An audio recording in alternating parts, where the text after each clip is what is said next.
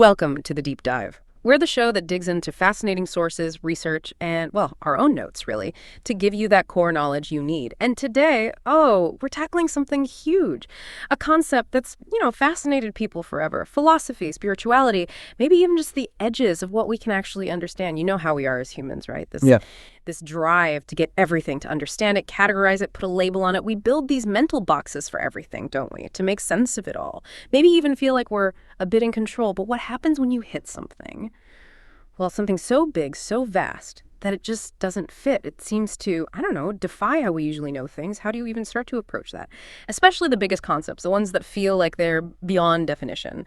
It's almost like trying to photograph a feeling. You see its effects, but the thing itself, elusive. Well, that's pretty much the journey we're setting out on today. We're diving deep into that age-old question, who is God? But more specifically, we're exploring this really profound idea from our main source material, which is titled, God is Beyond Our Thoughts.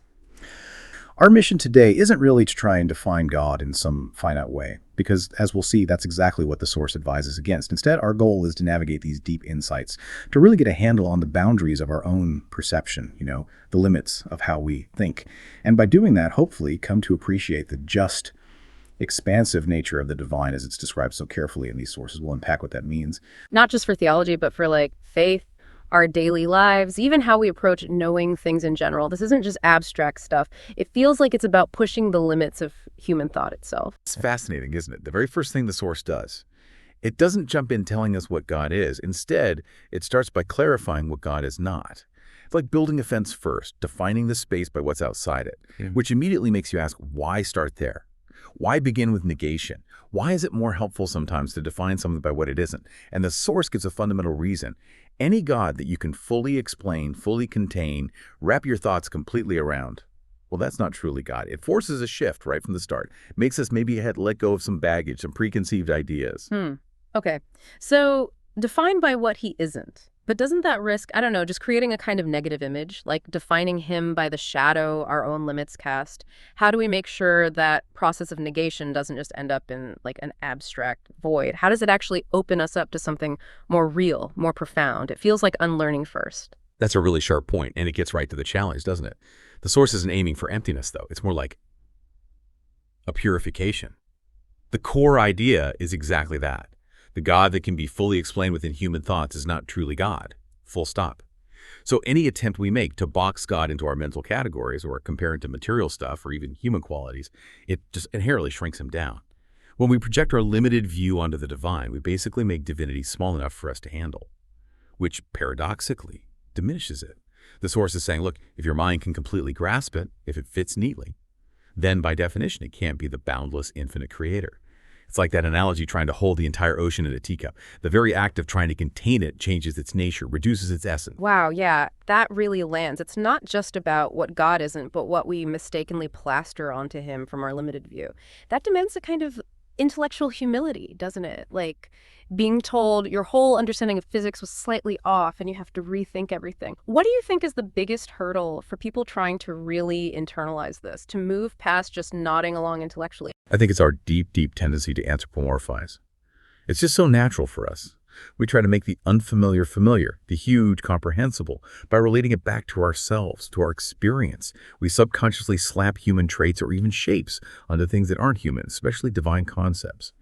And the source argues that while that might feel comforting, it inevitably shrinks the divine down to our size, instead of letting it be truly transcendent. It's a cognitive bias, really, one we have to actively, consciously work against. The whole point, the source says, is to recognize the boundaries of our imagination, not God's boundaries. There's a difference. It's an invitation, really, to actively strip away those false images we might hold on to. And that allows our understanding to stay open to the truth of his transcendence. It's not just dodging wrong answers. It's cultivating deeper awe for something truly boundless, a refinement, intellectually and spiritually. That makes a lot of sense. Clearing the canvas, like you said, not to leave it blank, but to see something bigger than any single stroke. The article goes on to really emphasize that God is nothing like what we might imagine in material or human terms. But why is that specific distinction so critical? I mean, don't we almost instinctively try to connect with the divine through things we know? Through our experiences, our human ideas, it feels natural to project maybe our best qualities or our highest ideals on to God as a way to make him feel reachable. It's crucial because, as the source warns, If someone tries to describe God with a human-like trait, they are treating him as if he were connected to something else. And God, it stresses, is beyond all connections and comparisons. That's a really key philosophical point. Think about it when we imagine God having a physical spot, asking where is he, or needing support, what is he standing on? We don't even realize we're doing it, but we're imposing our limitation space, time, onto the divine. We end up incorrectly imagining him as having many parts, or being in a place, or connected to stuff. These are all wrong turns, the Source suggests, because they impose the kinds of limits we see in created things that are made of parts, located somewhere, bound by space and time, things that change and depend on other things. Yeah, the Source is very direct here. People who do not understand God may point or ask, where is he? But asking this makes God seem limited, which he is not. If someone asks, what is he standing on? They imagine space under him.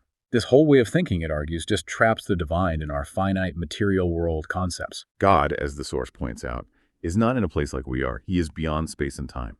He always existed, wasn't created. Nothing was before him. He's the ultimate uncreated reality. And this is a key aha moment for you, the listener. Real understanding starts when we consciously, actively let go of those preconceived, limited ideas of what God should be like based on our world or human way of seeing things. It means letting go of those mental crutches, really, and allowing the divine to be truly limitless. It demands a pretty profound shift in how we orient our minds. Okay, so recognizing this boundless immensity, this radical difference, it naturally leads us to think about the immeasurable side of things. The Source says, all praise belongs to God, the one who cannot be fully described by any words of praise. That's pretty direct. And it continues, no person can count all of his blessings. It even says, even if someone spends their whole life counting, they will never finish because God's gifts are endless. Wow. And then no effort can ever repay his kindness. It's not just that it's hard to describe God, it's that even our best attempts, our most beautiful words, our most dedicated counting, genuinely endless, beyond our ability to count or even fully see. Exactly. And this isn't just, poetic exaggeration. It's presented as a fundamental statement about God's nature versus our finite capacity as created beings. Our thoughts, limited. Our language, limited. Our perception, limited. But God is beyond every limit. He has no fixed measure, no beginning, and no end, unlike created things. Us, trees, stars that are born, change, grow, decay. God doesn't go through that. His qualities aren't confined by words or by time. We can try to explain, we can try to count blessings, but our tools, our language, our grasp of time are just too small, too restricted to describe him fully. The very idea of counting or measuring God implies something finite, something bounded, and that directly contradicts the boundless, infinite nature the Source describes. Recognizing this immeasurability is absolutely basic to understanding the divine in this context. It's a call to move past trying to quantify and just step into, qualitative awe. That distinction, finite versus infinite, measurable versus immeasurable, feels so incredibly important, and it leads right into how we respond to God's kindness.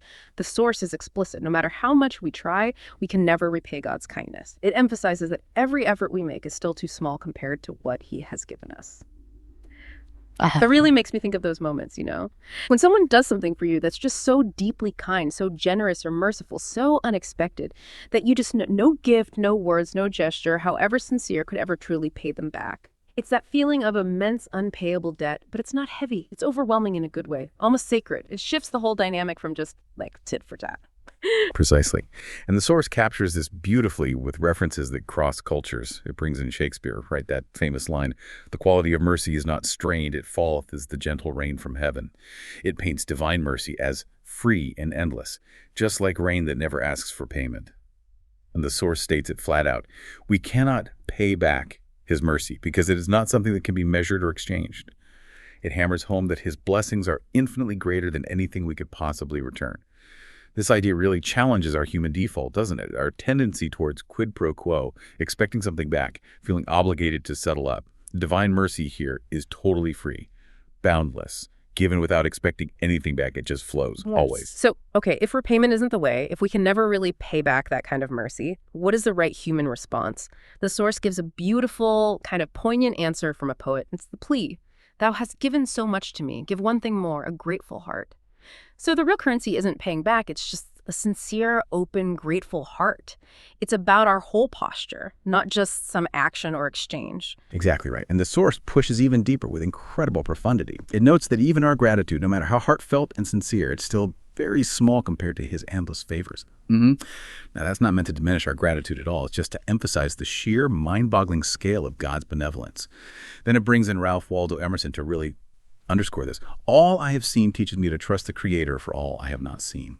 That reminds us, doesn't it? Every single gift we already have, the air we breathe, the beauty around us, isn't just a standalone blessing. It's proof of even greater kindness still unseen, a continuous, inexhaustible flow of divine goodness that we can only partially perceive. This encourages you, the listener, to really shift away from that transactional view towards one of deep awe, constant appreciation, and profound trust, recognizing the vastness, the ceaselessness of divine benevolence, and responding with the most honest thing we have, a heart just overflowing with gratitude. God is the transcendent creator. And thinking about that boundless generosity, that kindness we can never repay, it naturally points us towards the source of it all. It makes you wonder about the nature of the giver, especially when you just look around at creation itself.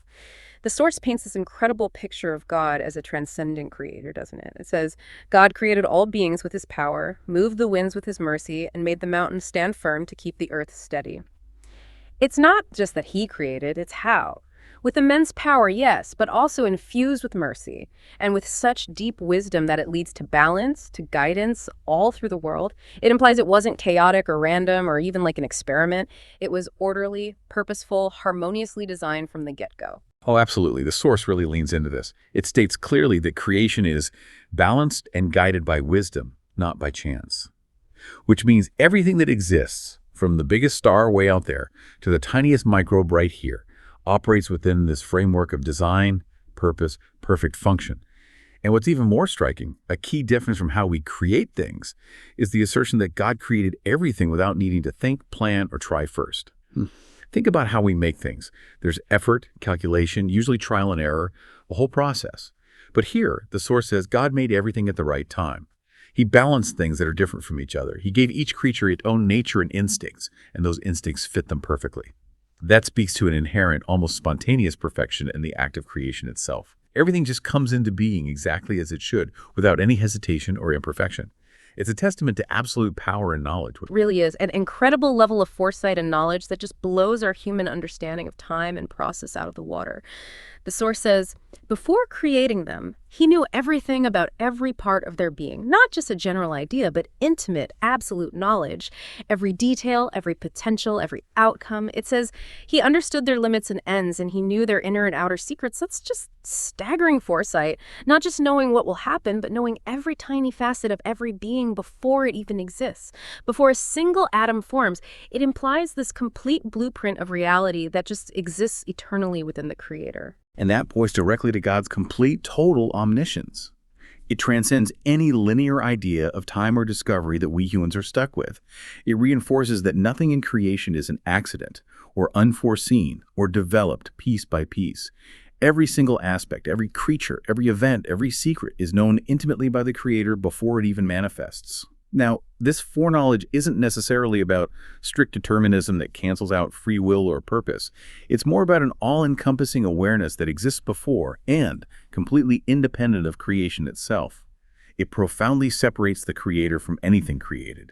It highlights a depth of knowledge, a mastery over reality that our finite minds can really only marvel at. It suggests the entire unfolding universe is just an expression of this eternal, perfect knowledge. And what's amazing is how this divine wisdom, this design, seems to be everywhere. Even in the smallest things we barely notice, like finding, entire galaxies hidden in a dewdrop. The source uses some really beautiful imagery here to get this across, inviting us to look closer. It really does. It brings up that powerful idea to see a world in a grain of sand and heaven in a wildflower. That's not just pretty poetry. It's a profound statement. It means the same wisdom, the same power that orchestrated the whole cosmos is right there, equally present in the delicate structure of a flower or the atoms in the grain of sand. And then there's another quote that reinforces it.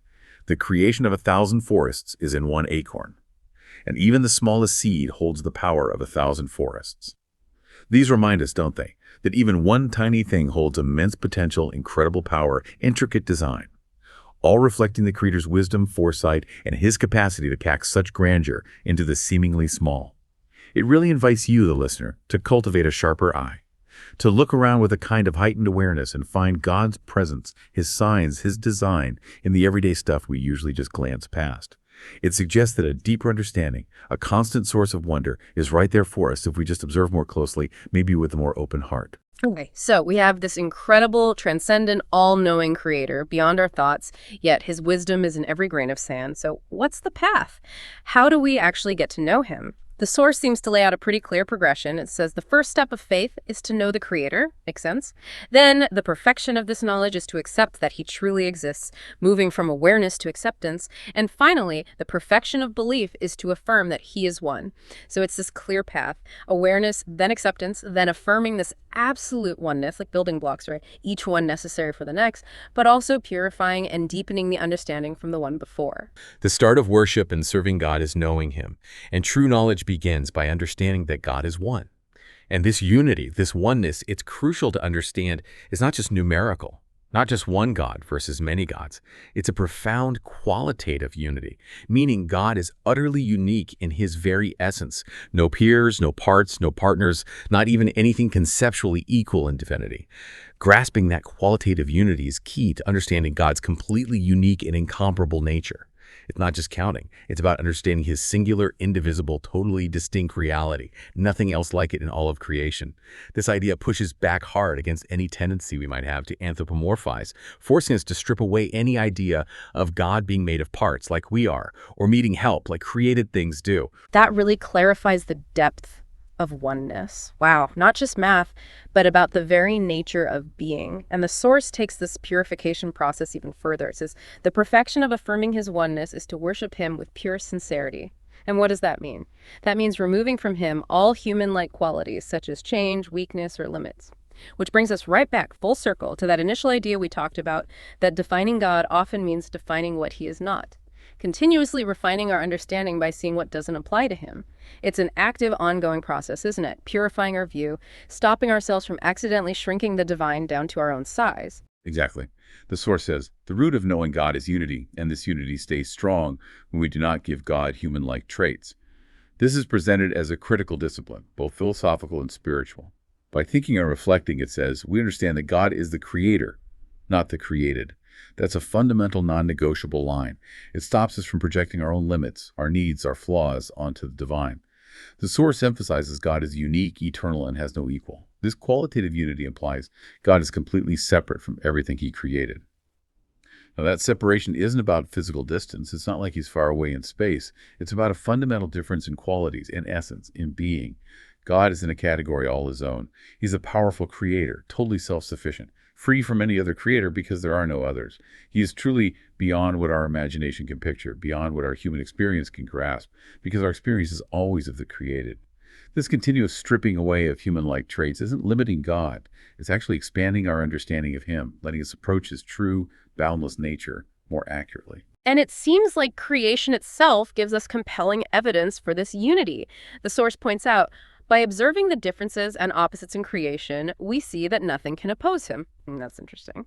Think about light and dark, big and small, hot and cold, growth and decay. These opposites don't limit God. Instead, they actually highlight his ultimate unity and his complete control over everything. They're expressions of his single, harmonious, not like opposing teams in some cosmic game. There's a bigger design holding them all. Precisely. When you look at those opposites through this lens of deep reflection, you see that God isn't limited or challenged by any force within creation. If there were a competing power, an equal opposite, wouldn't creation be chaotic, or fundamentally split, or maybe even destroyed by conflicting wills? But the incredible balance and harmony we do see among creatures within nature, the source tells us, clearly shows that he has no companion or equal. This inherent harmony, existing alongside astonishing diversity, points to a single overarching will, a singular, intelligent design maintaining everything. So this section really gives you, the listener, a clear kind of roadmap for approaching God. Start with that internal posture of recognizing his uniqueness, his absolute transcendence, and then actively work to remove those limiting human-like projections from how you conceive of the divine. Allow your understanding to expand into greater awe, greater accuracy. This whole journey into God's unity, his qualitative difference, it leads to a really fascinating paradox. The source describes God's unique way of acting and just being. It says God acts without using tools or moving. He sees, even when nothing else exists. He is alone, not because he needs company, but because nothing else was there. That's just incredibly profound, isn't it? About his absolute self-sufficiency, his timeless, eternal existence. He just is complete. whole. Independent of anything outside himself, any cause or effect as we know it, it implies an existence so basic it comes even before the idea of there or not there. It really does highlight his absolute independence and eternal nature. He's not bound by the means or the methods or the conditions that created beings like us need just to exist or act. He's beyond our categories of doing or existing. And the Source gives us this paradox that really stretches our minds, forces us outside our usual boxes. God is with everything, but he's not part of anything. He is separate from everything, but not far away. Now that sounds like a contradiction, maybe, but it's presented as an essential description of a transcendent God, one who permeates all existence without being contained by it, one who is distinct from creation, yet intimately present within it. His presence is universal, everywhere, yet his essence stays utterly unique, unmerged, not identical with creation. It's a complex idea, definitely challenges our usual grasp of space and time, but it seems absolutely essential for understanding a God who is somehow both beyond and within everything. Okay, so if God is simultaneously with everything but not part of it, separate but not far away, how on earth do we perceive him? It sounds less like direct observation, like measuring something, and more like looking for pointers, echoes, signs of the divine all around us. The universe itself then becomes this vast collection of clues, right? A huge tapestry woven with divine messages. The Source puts it beautifully. God shows himself through his signs. Everything around us points to God's existence, and then profoundly, his existence alone proves everything, like it's self-evident once you learn how to see. Exactly. And the Source reinforces this with some really lovely evocative language that encourages us to shift how we look at things. He says, the universe is full of magical things patiently waiting for our wits to grow sharper. That suggests the signs aren't hidden. They're right here, waiting for us to develop the insight, the sensitivity to notice them. It also says, every flower is a soul blossoming in nature, showing that every small part of creation reflects God's wisdom. This implies a holistic view. The whole cosmos, right down to the tiniest, most fragile details, acts as this living testament to the Creator's wisdom, power, design. And it clarifies a really crucial point. If we try to fully know his essence, we will not find God. Why? Because God is known through his signs and the effects of his creation. By observing the world, we can understand God exists. So it shifts the focus, doesn't it? Away from trying to intellectually grasp some ungraspable essence towards a lived experience of encountering his signs in the real, vibrant world around us. A constant discovery. That's a critical distinction. Can't grasp the essence, but we can see and feel and marvel at the signs. Which brings us back, kind of full circle, to the limits of our own tools, measurement, and time. The Source says there is no limit or measurement for God. He cannot be counted or compared. And that tools and arguments only show their own limits. When we talk about something beginning at a certain time or having a cause, that's describing creation, right? Something that came into being. That's not describing the Creator himself. It's our human lens, causality, sequence, duration, which just doesn't fit the eternal source of all causes. Absolutely. The Source elaborates on this so well. Saying it surely happened doesn't capture God's eternity because God has always existed beyond beginnings. Our whole concept of happening implies a point in time, a start, an event within time. That just doesn't apply to the eternal, the uncaused cause. And using phrases like, if it were like this, shows that created things aren't perfect in themselves. They're contingent, dependent, subject to change and comparison. This further separates them from the perfect, self-sufficient Creator. These phrases describing contingency, imperfection, time, they only apply to created things. They highlight that infinite qualitative gap between Creator and created. This whole perspective really encourages you, the listener, to engage with the world differently, not just as a bunch of objects or events, but as this dynamic living tapestry woven with divine messages. It demands a deeper engagement, a sharpening of perception, an understanding that goes beyond our usual limited ways of measuring and seeing reality. Okay, so given everything we've talked about, God's transcendence, his immeasurability, the nature of creation, it seems overwhelmingly clear that there are just fundamental limits to our human minds when we try to fully grasp the divine. The Source states it point blank. The human mind cannot reach the full reality of God. So if we can't grasp the full reality, I mean, how much can we actually comprehend? What does that leave us with? And maybe more importantly, what should our attitude be faced with such a vast intellectual horizon? Well, it leaves us with a profound truth about our own limits, doesn't it? A necessary intellectual humility. The Source uses that powerful reminder. The eye sees only what the mind is prepared to comprehend, which means we humans can only understand God as far as our minds allow. We're constrained by our cognitive setup, our experiences, our language. The infinite, just by its nature, can't be fully held by the finite. Divine reality, being boundless and totally unique, just has to extend beyond our mental capacity to fully wrap our heads around it. Now, this isn't necessarily a failure of understanding in the usual sense. It's more a recognition of the sheer, awesome vastness of what we're trying to understand.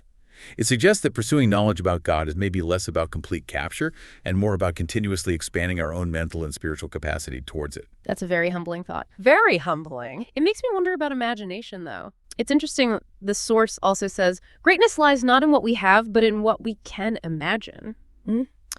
That sounds like a celebration of imagination, right? Our ability to conceive of what isn't yet or what's beyond our current reality. But then we're told God is beyond even that. Is there a tension there? How do we square the obvious power of human imagination with the idea that God fundamentally transcends it? That's a really perceptive question.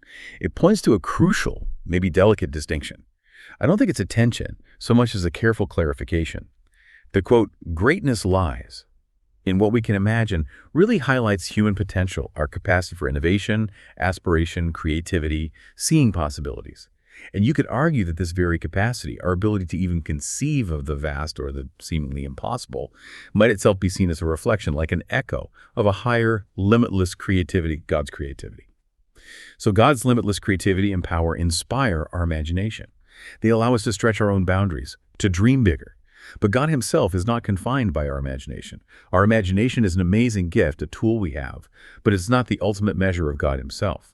True knowledge of God, the source suggests knowing his unity, his transcendence means recognizing he is completely separate from everything he created, truly beyond what our imagination can picture.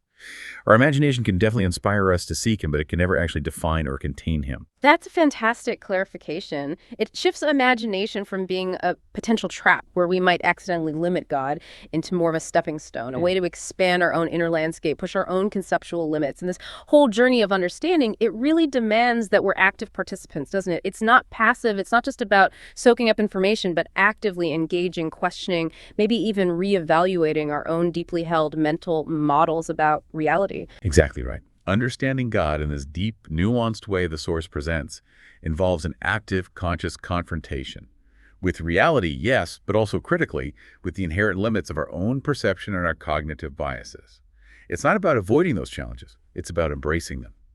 As the source powerfully reminds us, not all that is faced can be changed, but nothing can be changed until it is faced. That feels like a crucial call to action for our minds. We can only begin to truly understand God by actively looking at the world, by facing the limits of our own minds in that process, and by embracing the intellectual and spiritual humility that comes from realizing the divine is just far grander, far more expansive, infinitely more profound than our most clever mental constructs or our most vivid imaginings. So this entire deep dive really urges you, the listener, to embrace that posture. Intellectual humility, continuous exploration, profound wonder. Recognizing that the journey of understanding God is less about finding neat, final answers that fit in our human boxes, and much more about expanding the questions you ask, the way you see the world, and the very capacity of your own spirit. What an incredibly profound, maybe even transformative journey this deep dive has been. We've really ventured into the expansive, the uncontainable nature of the divine, thanks to these really insightful sources. Just to quickly recap some core insights. We've seen that God is fundamentally beyond our human thought, beyond any material or human comparison. He exists in a category completely his own. Indeed. And we saw how our understanding truly starts not by trying to define him, but by recognizing what God is not. And we grappled with that profound truth. His blessings, his mercy are immeasurable, totally boundless, inviting from us not repayment, but just endless, sincere, heartfelt gratitude. Right. And we really explored God as the transcendent, all-knowing creator. His wisdom, his power, his precise, harmonious design evident in every single detail, from galaxies down to seeds and grains of sand, each a testament to his presence. And we looked at the path to knowing him, accepting his absolute unity, qualitatively unique, and actively stripping away those human-like attributes, those limits we might mistakenly project onto him. It's a continuous purification of how we see him. Yeah, leading to a more accurate, more awe-inspiring understanding. And finally, we came to appreciate that the whole world around us is just brimming with his signs, patiently waiting for us, as the quote said, for our wits to grow sharper, inviting us to look with renewed wonder, deeper engagement, more connection. These signs are how God shows himself, proving his existence without boxing in his essence, encouraging us to seek him in the living world, not just abstract definitions. And if we pull back and look at the bigger picture, this whole deep dive really shifts our perspective, doesn't it? It moves us away from trying to capture God neatly in our minds, towards actively opening our minds to the truly uncontainable nature of the divine. It feels like an invitation to a deeper, more humble, and ultimately a far more expansive kind of knowing, one that values wonder, awe, and continuous discovery over finite definition.